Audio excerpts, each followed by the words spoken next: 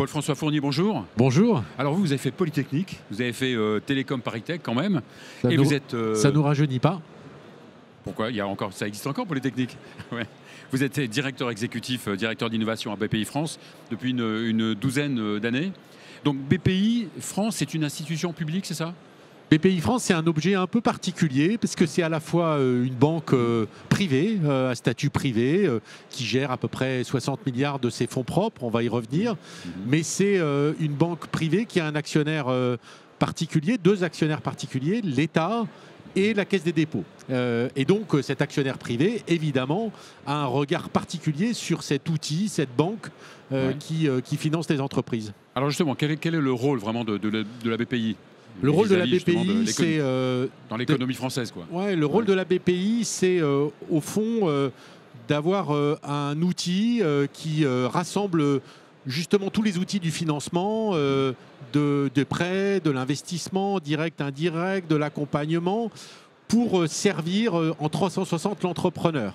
Et dans cette idée-là, c'est d'être plus efficace auprès des entrepreneurs pour booster l'économie et faire en sorte que, en particulier sur l'innovation, il y ait des transformations et qu'on prenne toute notre place dans cette grande transformation de l'innovation. Et évidemment, dans tous les domaines. Et aussi dont la santé, bien sûr. Alors, dont la santé... qui prend une bonne place quand même, la santé qui prend une bonne place, qui va surtout prendre une place de plus en plus importante. C'est pour ça que nous, on raisonne un peu avec des coques. C'est un peu notre fétiche. Ah oui. Et on a un coq que vous avez là, qui s'appelle la French Care, qui marque d'une certaine façon notre engagement dans cet écosystème, après la French Tech, après la French Fab, la French Touch sur le savoir-faire français, la French Care qui est notre petit dernier, et on veut véritablement creuser parce que cet écosystème de la French Care, il est très large, très diversifié, c'est une économie fondamentale avec des grands enjeux de transformation et on veut pleinement jouer notre rôle pour accompagner cette transformation. Alors donc vous accompagnez les entreprises en les finançant? Principalement. Mais pas que, en les accompagnant aussi. On est probablement une des plus grandes sociétés de consulting. Alors on n'a pas des consultants, on utilise des entrepreneurs consultants, mais on pense que derrière le financement, il y a des grands enjeux d'accompagnement. On va y revenir.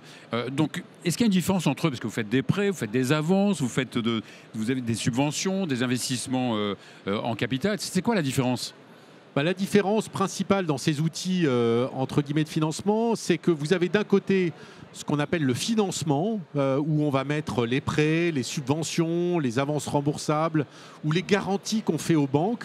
Et là, on fait des prêts, c'est-à-dire ou des subventions, mais grosso modo, on n'est pas au capital de l'entreprise. Il y a d'autres investisseurs. Et puis, il y a toute la partie qu'on appelle l'equity, où on est investisseur, soit investisseur en direct, soit on investit dans des fonds qui eux-mêmes vont investir dans l'entreprise. Et là, on a un rôle plus volontariste en tant qu'investisseur que sur le financement, où on est plus systémique. D'accord, mais vous n'arrivez pas en premier, parce qu'il y a beaucoup d'entreprises, de start-up qui me disent, quand je vais voir la BPI, ils me demandent si j'ai déjà un investissement. Et les entreprises disent, alors si j'avais un investissement, j'aurais peut-être pas besoin de la BPI. Oui, alors c'est normal, les entrepreneurs, ils voudraient toujours qu'on en fasse plus, et c'est pour ça qu'on les aime. En général, on est très présent en financement, mais on ne peut pas être présent au capital de toutes les startups.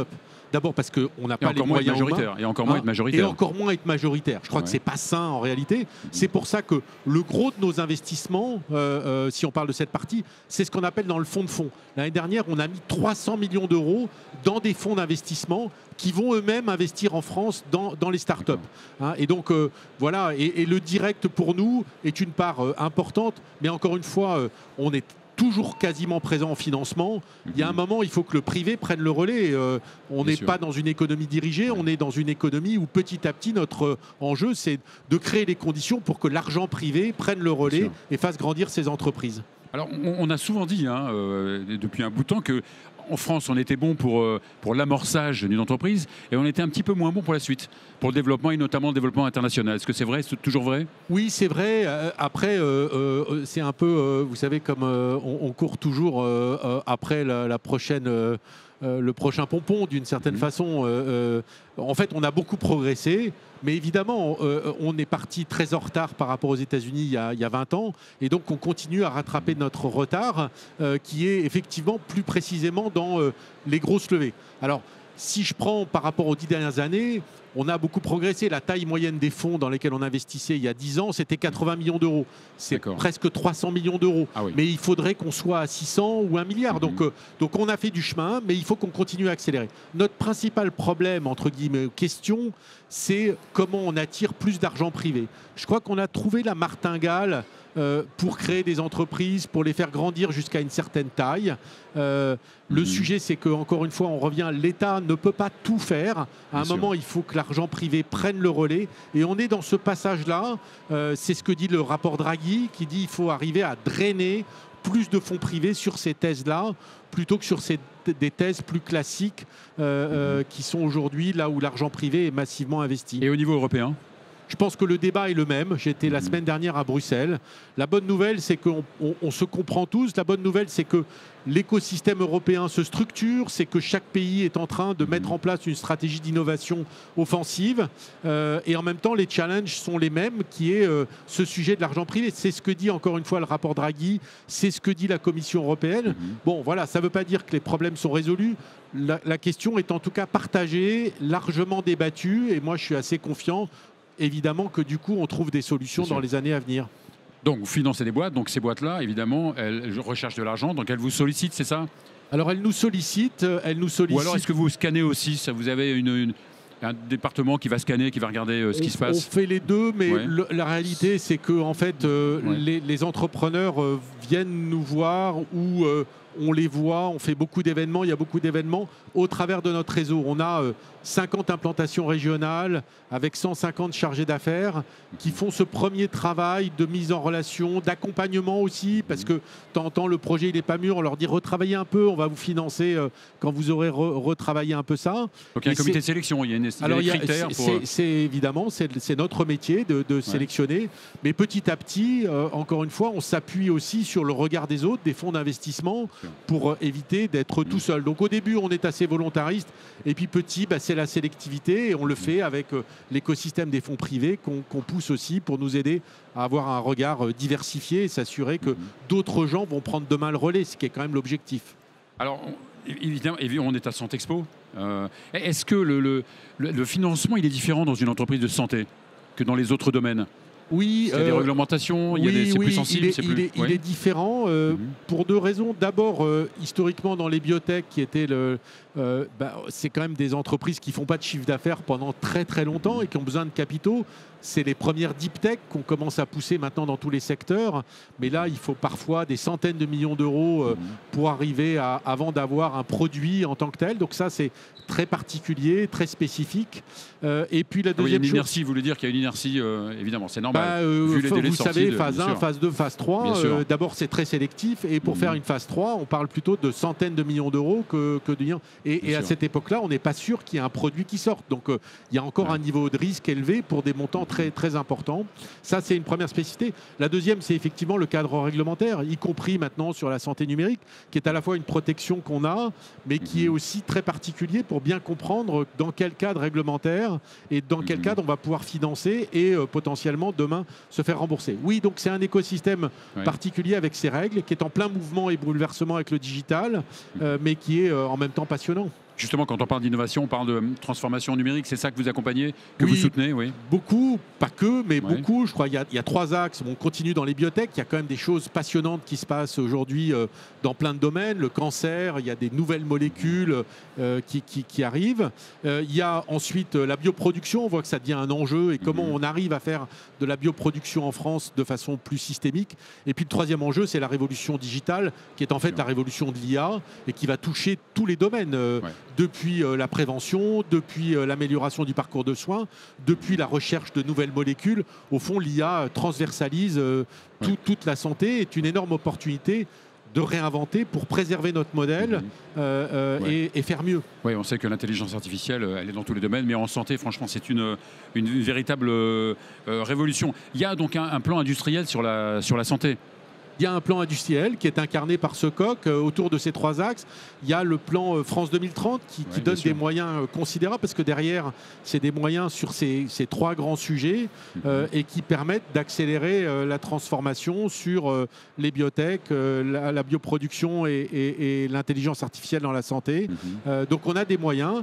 L'Europe est en train de s'équiper, je le disais tout à l'heure, pour encore une fois faire que notre écosystème européen soit d'une certaine façon plus souverain, mais aussi plus efficace. Parce que si on veut le préserver, il faut assumer qu'il va falloir être plus efficace. La prévention, on en a parlé, est probablement un des plus gros enjeux qu'on ait devant nous pour améliorer et trouver... D'autant qu'en France, on n'est pas très bien placé au niveau prévention. Dans l'OCDE, je crois qu'on est, nous sommes les avant-derniers. On n'est pas terrible. Alors on peut le prendre, nous on prend tout pour des opportunités. Donc on peut que s'améliorer et donc on va s'y mettre à fond pour s'améliorer et pour ça on a plein d'idées.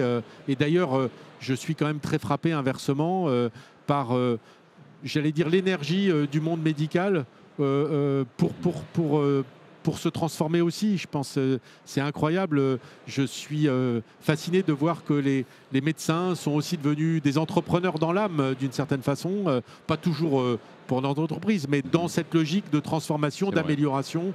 Et c'est une formidable opportunité. Alors, on parle de relocalisation. Est-ce que vous avez une place justement dans cette relocalisation de boîtes comme par exemple l'industrie pharma? Oui, bien sûr, ça fait partie de nos sujets de bioproduction. On voit bien que dans Choose France aussi, l'un des enjeux, c'est d'attirer des investissements. C'est un travail de long terme, je crois qu'il faut le dire. La réindustrialisation, ça va être un travail de long terme. C'est un travail de dossier par dossier, mais on y arrive petit à petit. Dans lequel vous avez votre place, évidemment. On a notre place, en particulier avec les financements de France 2030, où il y a eu beaucoup de financements sur la bioproduction, et ça va continuer. En même temps, il faut assumer qu'on ne pourra pas tout maîtriser.